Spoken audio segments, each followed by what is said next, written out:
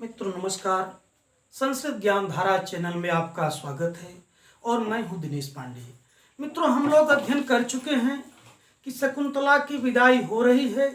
शकुंतला को आश्रम की सीमा तक पहुंचाने के लिए आश्रम के सभी महर्षि, शकुंतला की सखियां और महर्षि कर्ण साथ में जा रहे हैं।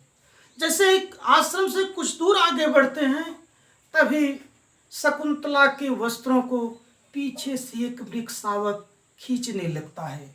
शकुंतला पीछे देखती है कि कौन मेरे वस्त्रों को खींच रहा है। तभी महर्षि कर्ण कहते हैं कि यह पुत्री, यह वही वृक्षावक है जिसकी माँ जन्म देते ही मर गई थी, जिसका पालन पोषण तुमने अपने हाथों से किया था, जिसको तुम पुत्र के समान मानती हो, वही मृग तुम्हारे वस्त्रों को खींच रहा है, वही तुम्हारे वस्त्रों में चिपटा जा रहा है। उसको यह महसूस हो रहा है कि तुम चली जाओगी तो मेरा देखभाल कौन करेगा, मेरी सुरक्षा कौन करेगा, मेरा पालन पोषण कौन करेगा। इसलिए यह छोटे बच्चों के समान तुम्हारे वस्त्रों में चिपटा जा रहा है।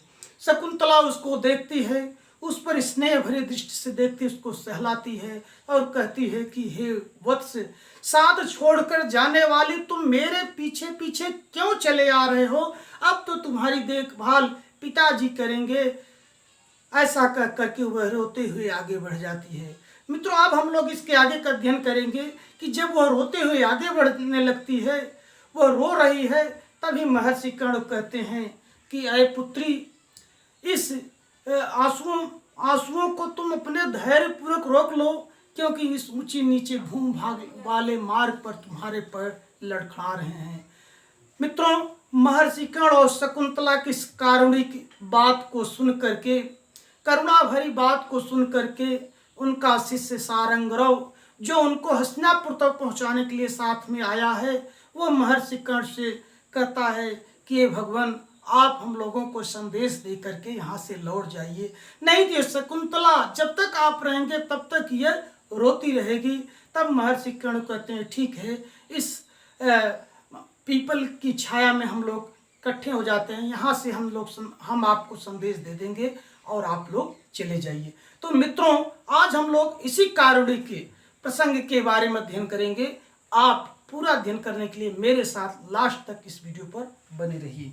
देखिए महर्षि कर्ण कह रहे हैं कि उत्पक्ष मणोर नयनोरुपरोध वृत्तिम वाष्पम कुरे स्थिरतया विरतानुबंधम अस्मिन् यलक्षित नतोन्नत भूमि भागे मार्गे पदान खलुते विस्मी भवन्ति। मित्रों जब शकुंतला रोते हुए आगे बढ़ती है तब महर्षि इस श्लोक के द्वारा, इस श्लोक के माध्यम से शकुंतला को सांत्वना बनाते हैं, उसको धैर्य रखने के लिए कहते हैं। श्लोक थोड़ा सा लंबा है, हम लोग इसको अन्वय के माध्यम से संधि विच्छेद के द्वारा सरलता सहजता से इसका अध्ययन कर सकते हैं। आप पूरा अध्ययन करने के लिए लास्ट तक मेरे साथ इस वीडियो पर बने रहिए। देखिए उत्पक्ष मणो अर्थ निकालेंगे यहाँ मित्रों है उत माने होता है ऊपर की ओर, उत माने क्या होता है ऊपर की ओर। पक्ष मणो, पक्षमण कहते हैं बरौनी, ये नेत्रों की जो बरौनियां होती है उसको पक्षमण बोलते हैं। यानी ऊपर की ओर उठी हुई बरौनियों से युक्त नयनयोः, यानी नेत्रों की वृत्तिम, उपरुद्ध वृत्तिम, वृत्तिम माने व्यापार को, यानी ऊपर की ओर उठी हुई बरौनियों से युक्त नयनयोः माने नेत्रों के, वृत्तिम माने व्यापार, अर्थात दर्शन शक्ति को, उपरुद्ध माने अवरुद्ध करने वाले, देखने की शक्ति को अवरुद्ध करने वाले, ये वाष्पम माने आंसुओं के, अनुबंधम माने प्रवाह, यानी दर्शन शक्ति को अवरुद्ध करने वाले ये तुम्हारे आंसुओं के प्रवाह, आंसुओं की जो धारा तुम्हारे आंख से निकल रही है उसको तुम स्थिरता पूर्वक, स्थिरतया धैर्य पूर्वक, विरत माने अनुबंधित करो, उसको अविरत माने रोको, कुर माने करो, यानी उसको धैर्य पूर्वक विरत करो, उसको अवरुद्ध करो, उसको रोको। क्योंकि असीम माने इस, अलक्षित माने न दिखाई देने वाले, नतोन्नत यानी ऊंची नीची, भूमि भाग, नत कहते हैं नीची, उन्नत कहते हैं ऊंची, यानी नीची ऊंची भूमि भाग वाले, मार्गे माने मार्ग पर, ते पदान तुम्हारे पैर, विस्मी भवंत माने विषम होते जा रहे हैं, लड़खड़ाते जा रहे हैं। एक बार मित्रों हम लोग इसका अध्ययन फिर से कर लेते हैं, अब पूरी बात स्पष्ट हो जाएगी। देखिए महर्षि कर्ण कह रहे हैं कि उत माने ऊपर की ओर उठी हुई, पक्ष मण माने बरौनियों से युक्त, नयनों माने नेत्रों की वृत्ति माने दर्शन शक्ति को, उपरुद्ध माने अवरुद्ध करने वाले, रोकने वाले, वाष्पम माने आंसुओं के अनुबंधम माने प्रवाह को, स्थिरता माने धैर्य पूर्वक, वीरता माने वीरता माने उसको अवरोधित, कुर माने करो, उसको अवरोधित करो, उसको रोको। क्योंकि अश्विन माने इस, अलक्षित माने न दिखाई पड़ने वाले, न तो उन्नत ऊंची नीची भूमि भाग वाले मार्ग पर, ते पदान तुम्हारे पैर, विषमी भवंत माने विषम हो रहे हैं, लड़खड़ा रहे हैं। मित्रों ये इतना जब महर्षि कर्ण कहते हैं कि तुम्हारे पैर लड़खड़ा रहे, अपने आंसुओं को रोको, तभी उनका शिष्य सारंगरो ये समझता है कि महर्षि कर्ण जब तक यहाँ रहेंगे, जब तक शकुंतला से बात करते रहेंगे, तब तक महर्षि कर्ण भी दुखी रहेंगे और शकुंतला भी दुखी रहेगी। इसलिए वे कहते हैं कि हे भगवान, ओद काम यानी सरोवर तक या दुधारू वृक्ष तक लोगों को, स्नेही लोगों को पहुंचाया जाता है, उसके साथ चला जाता है, ऐसा सुना जाता है। इसलिए आप हमें यहाँ संदेश दे करके आप वापस लौट जाइए। देखिए यहाँ यही बात यहाँ स्पष्ट रूप में कही गई है।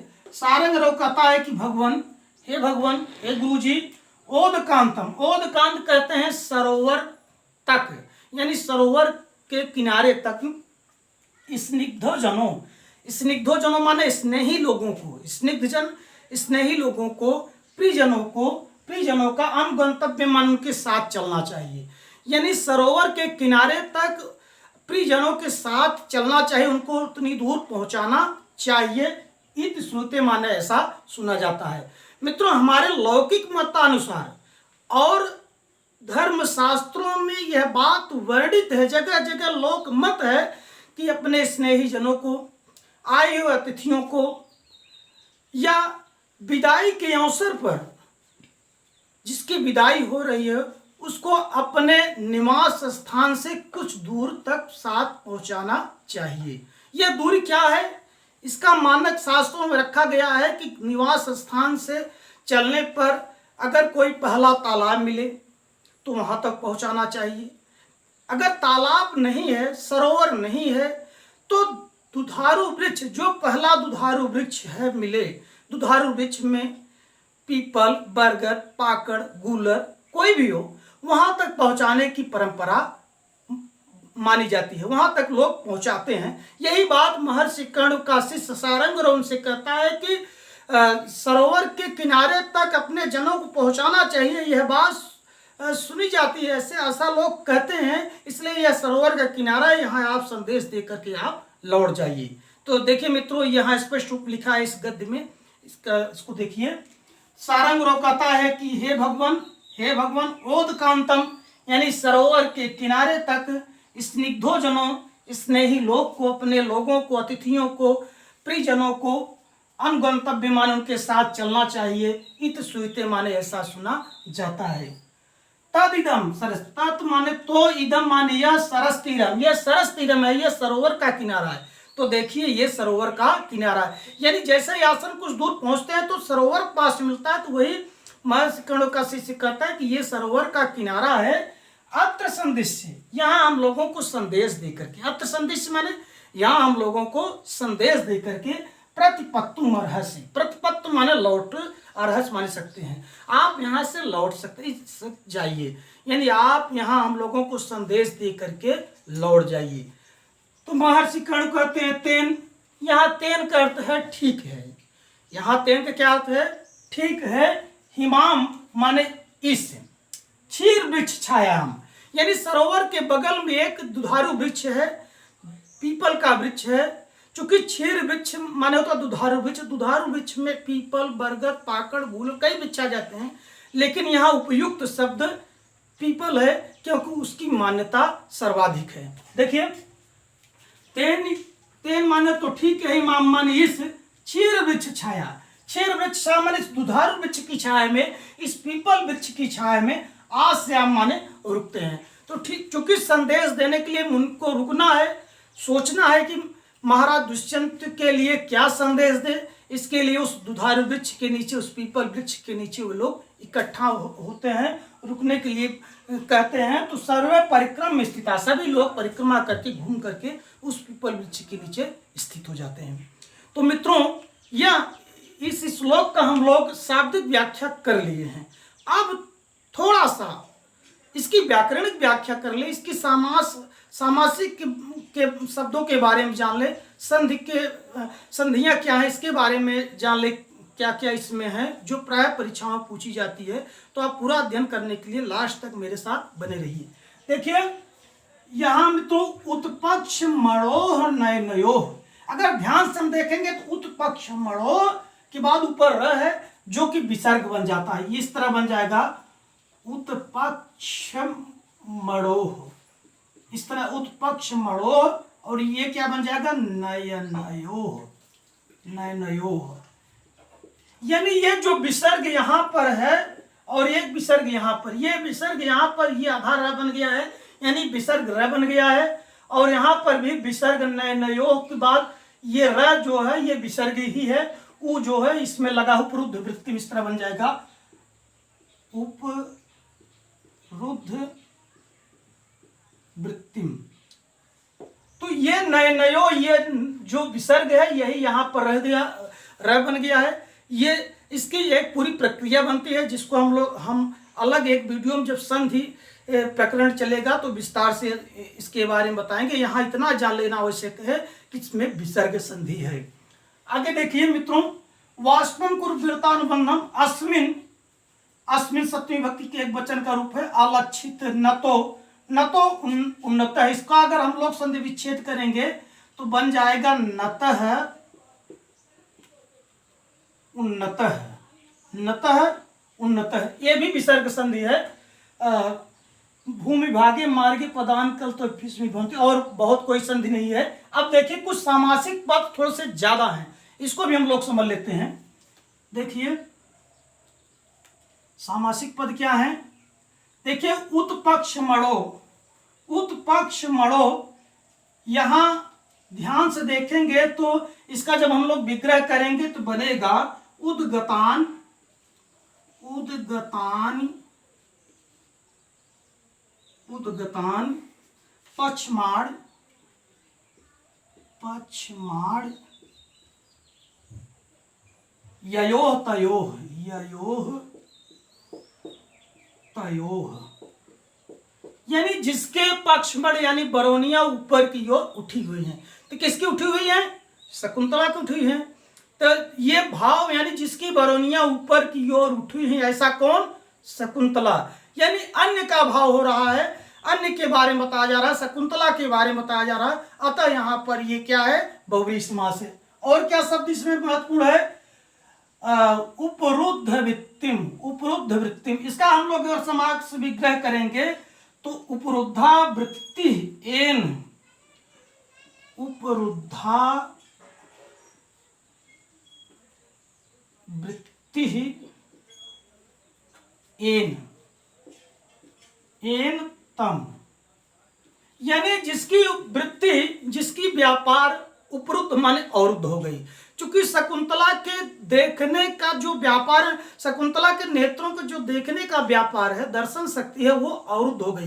यानी जिसकी देखने की शक्ति अवरुद्ध हो गई, ऐसा व्यक्ति। ऐसा कौन, यहाँ पर भी शकुंतला का भाव है, इसलिए यहाँ पर भी बहुव्रीहि समास है। आगे देखिए, कुछ और भी सामासिक पद मिल रहे हैं। वीरतानुबंध, वाष्पम कुर स्थिरतया वीरतानुबंधम, वीरतानुबंधन में भी बहुव्रीहि समास है। देखिए, वीरतः,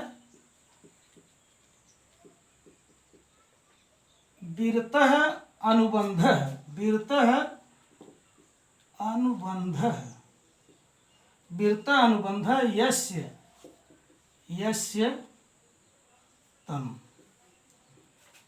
यानी जिसका अनुबंधन, जिसका प्रवाह अनुबंधन माने प्रभाव होता है जिसका प्रभाव अनुबंधित हो गया है, रुक गया है, विरत हो गया है, यानी जिसके आंसू रुक गए हैं, ऐसा तम माने ऐसा हुआ है। यहाँ पर भी शकुंतला के लिए ही बात हो रही, यानी ये किसी के लिए भी बात हो सकती है।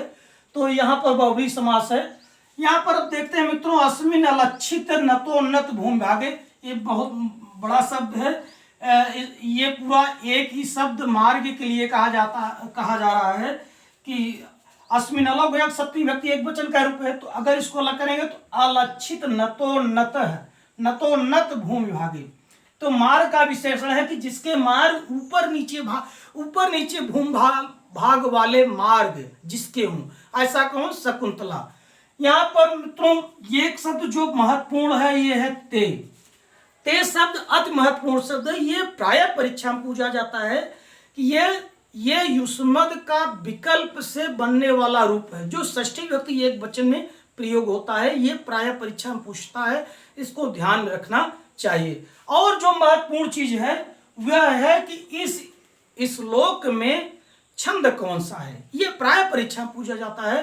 तो इस श्लोक में वसंत तिलका छंद है, जिसका लक्षण है उक्ता वसंत तिलका तब जा जगा हुआ। हम लोग लिख करके भी इसका अध्ययन कर सकते हैं। देखिए, वसंत तिलका छंद का लक्षण है कि उक्ता वसंत तिलका तब जा जगौगह, यानी इसका अर्थ है वसंत तिलका उक्ता। वसंत तिलका उक्ता माने उसे कहते हैं जिसमें तगण भगण जगण जगण गौगह माने दो गुरु वर्ण होते हैं। वसंत तिलका का प्रयोग कई कवियों ने बहुतायत इसका प्रयोग किया है। सभी महान कवियों ने इसका प्रयोग किया है। जब कोई गंभीर बात कहनी रहती है तो इस छंद का प्रयोग किया जाता है। इस छंद में प्रत्येक चरण में 14 अक्षर होते हैं और चरणांत में यति होती है। इस बात को हमें ध्यान में रखना चाहिए।